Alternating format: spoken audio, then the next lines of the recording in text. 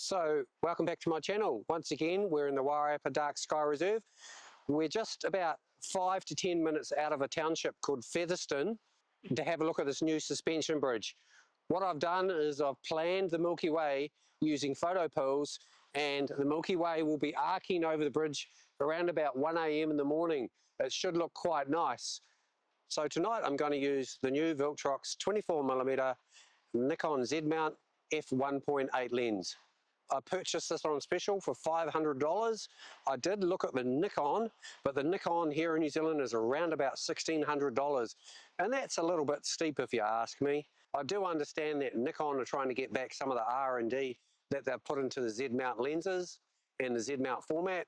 However, when you've got a Viltrox at $500 New Zealand versus $1,500 New Zealand, it's a bit of a no-brainer. Hopefully it will deliver the goods. So it's actually really warm at the moment. It's actually around about 18 degrees, which is really unusual for this time of the year. I brought my jacket with me, but I've taken it off because I'm just getting a little bit too hot. So I'm going to shoot from this angle, which is this way, and get the bridge. I'll show you in a minute. I'll probably just come down here near the river, set up my Benro Polaris. The Milky Way will actually be quite low when I take the shot, so I won't need to go as high when I come across with the Benro Polaris. So the angle I'm going to choose tonight is just from here on the riverbed. So the Milky Way, I'll show you, will be arcing over the bridge around about 12 to about 1:30 AM in the morning. After that, it's going to get a little bit too late. So I need to be set up, ready to go. What I recommend that you do when you get on site, if you're early, which I highly recommend, is that you take your foreground shots first. That gives you enough time to actually get an idea of what sort of exposure you should be using for the foreground. So to take the foreground shots, I'm just going to use the normal pano mode in the Polaris. I am a little bit anxious because Featherston is just over there. It's not a big township, but I am worried about the possible light pollution that it will actually bring over here. Hopefully that will be negated. So the Wairarapa District Council have done a lot of work in making bylaws that limit the pollution. All the lights must be facing down, none facing up. Hopefully that will help negate any light pollution problems that I might have, because I don't have a light pollution filter for my 24mm Viltrox as I've just purchased it. So this will be interesting to see how it turns out. So what I highly recommend when you get a new lens is don't get too carried away and try and go for too long an exposure, because when you've got a new lens you don't quite know the characteristics of the lens. Each lens is individual, as you probably know. So you want to do some test shots with the lens, 30 seconds, see how it turns out, then go to 45, and then maybe go to a minute. You want to see how this lens performs because you're not quite sure. I've never used this lens for astro. I only got it a couple of days ago. I haven't even taken some test shots with it. So I'm very happy with the Viltrox 16mm that I brought. That thing is nice and tack sharp. The 24mm, I'm about to find out. I've also got the Viltrox 35mm. I'm not very happy with that. I just can't seem to get that sharp. Maybe I got a bad copy. Viltrox, if you're watching this, send me another one, because the one I've got, not that great. I've also got the Viltrox 85mm, which I've used in a couple of portrait shoots, and I seem to be quite happy with that. I haven't used that for astro because I haven't really had the chance to find a subject of interest to use that on. The weather's looking a bit custard next week. I'm only going to get one chance to get this shot. Hopefully this lens will deliver the goods. If you're a beginner with a Polaris, I'd recommend that you use a 14 or a 16 or a 24mm, maybe a 35. Starts getting a little bit tricky once you get to a 35. The advantage of using a wide lens when you're starting with a Polaris, when you're a beginner with it, it allows a little bit of margin of error if you don't quite get the alignment right. The wide angle lenses are a little bit more forgiving. If you come during daylight hours, you're able to have a good look around, get an idea where everything is, use photo pools, plan where the Milky Way is going to be using the AR, and then you can just hope for the weather gods will behave. So the other advantage of coming during the day is you can have a good look around, because you might find something else of interest that might be worth a shot. Also, there's the safety factor. If you come during the day, you know where you're going to be going because you've had a look around. I don't recommend going somewhere in the middle of the night that you haven't been to before. You can do it, but I don't recommend it.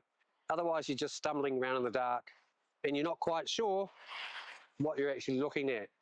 So during the day, I'm able to have a good look at the landscape and see what's going on. So tonight I'm going to come here around about 10:30, 11 p.m. I'm going to set up, I'm going to take my foreground shots, spend about an hour taking those, just get a couple of passes, make sure I get it right. When you're shooting something like this bridge, it's really super important that you make sure you got your Polaris perfectly level, because as you can see, I've got cables behind me coming from the bridge because it's a suspension bridge. You want to make sure that the Polaris is dead level. Otherwise, you're going to end up with the cables not lining up. Power lines, cables, and bridges are really hard to shoot if your Polaris is not dead level. So make sure your tripod is level, then use a Bubble Level Pro, put that on your Polaris once you've actually set up.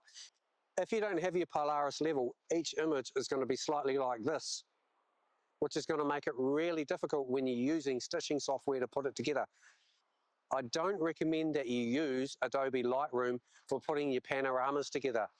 What I recommend that you do is you jump on the net and you either use PT GUI or you can use Microsoft Ice. I generally just use Microsoft Ice. It's a little bit hard to find on the internet.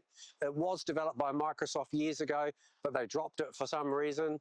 But I do find that it's quite good at actually doing Milky Way panoramas. And the fact that it's free, even better. PT GUI is the cream of the crop, but however, it's $300. That's a lot of money. So I've decided to use Microsoft Ice, and I found that Microsoft Ice delivered the goods. I would recommend that you use PT GUI if you're probably going to look at something like 360s. If you've got the money and you want to pay for it, go for it, knock yourself out. However, PT GUI is just a little bit pricey for me when I find that Microsoft Ice seems to deliver the goods. Have a look around the internet, you'll find a download. You might have to do some searching, install it on your computer. It's not very big and it does a great job. So I'm all finished here.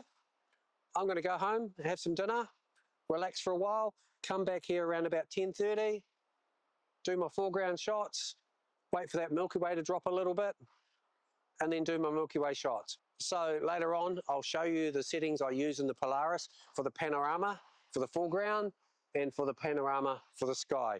I'm going to use exactly the same settings for the foreground as I use for the sky. Same f-stop, same ISO, and same shutter speed.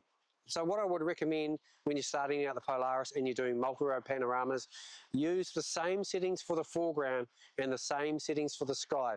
The reason I actually do it with the same settings is when I take it into Microsoft Ice and I take it into Photoshop later on, there's not so much mucking around in post-production to try and dodge and burn and change the exposure on the two different layers, because I'm going to have one layer for my foreground and one layer for my sky.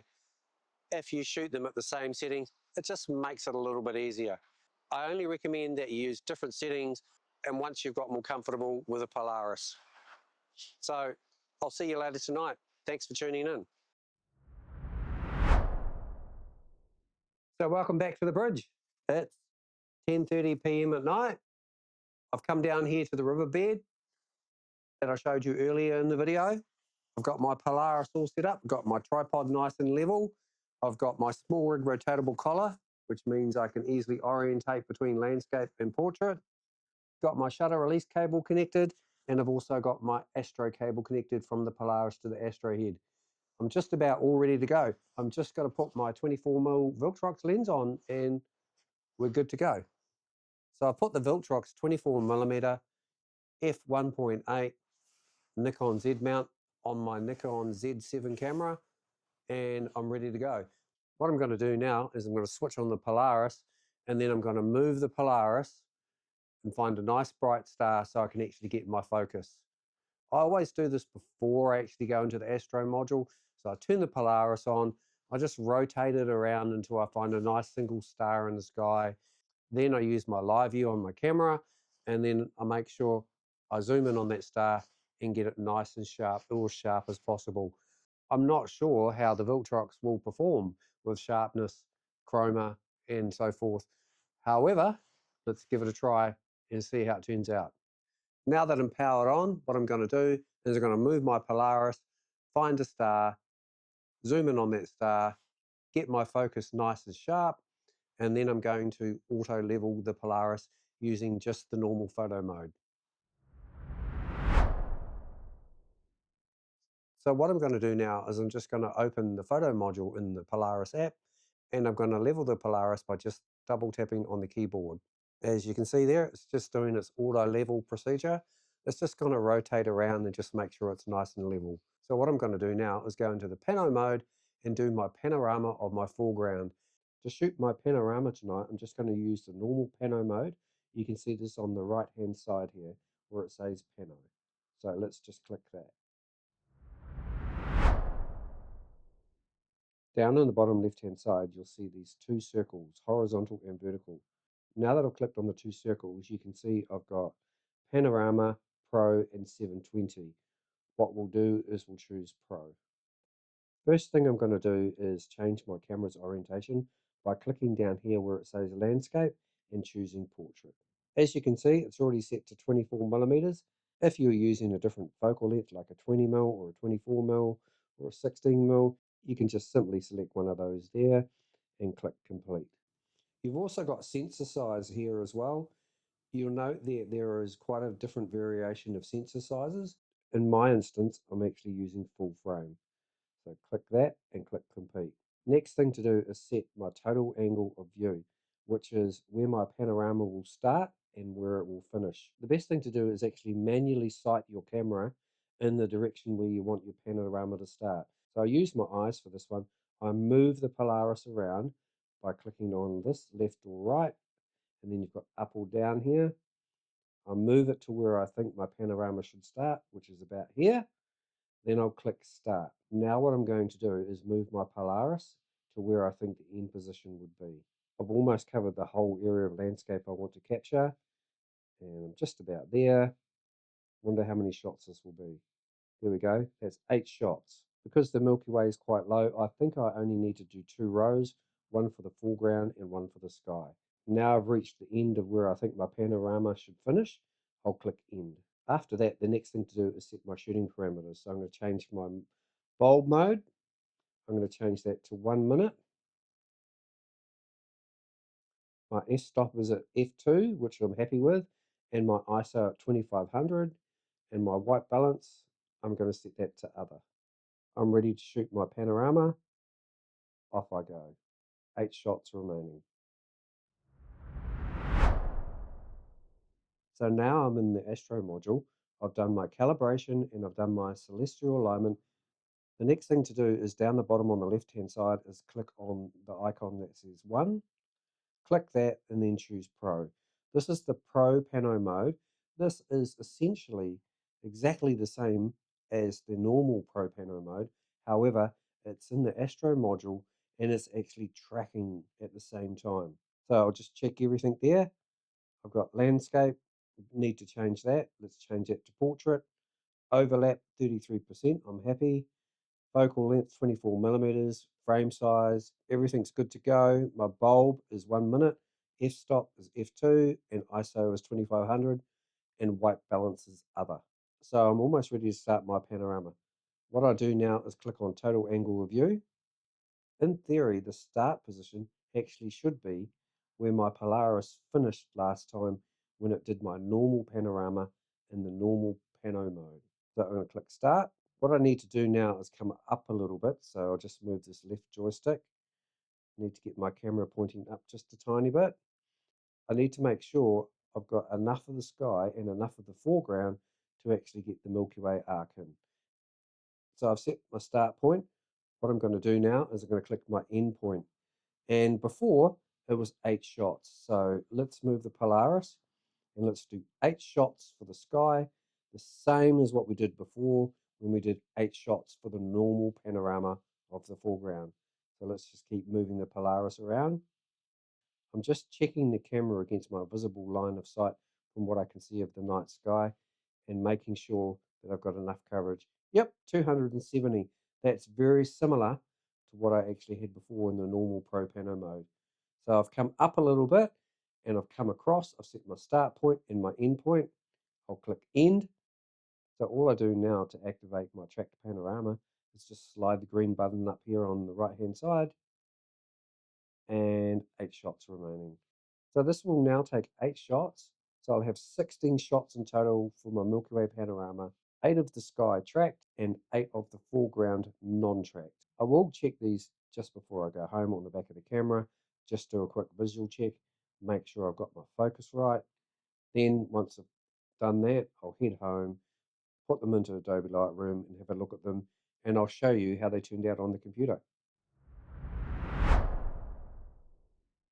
Right, I've opened up Adobe Lightroom. I've got the photos here. I've got the foreground images here. You'll see one here. Foreground's actually not looking too bad. Let's have another look here. Yep. Yes, the stars are out of alignment. What I'll do next is I'll look at a star image. I haven't done any editing to this yet. It's looking pretty good. I'm going to zoom in just a little bit. I can't see a heck of a lot of fringing. There's a little bit just around here. Let's look at the chroma. Oh, there's a little bit in the corner. You can just see right here.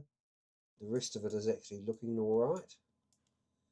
No, it's actually not too bad at all. I'm not a pixel peeper. I'm not really one of those sort of people that's going to over-analyze an image. No, that's looking good. So that is 61 seconds, ISO 2500, and at 24 millimeters.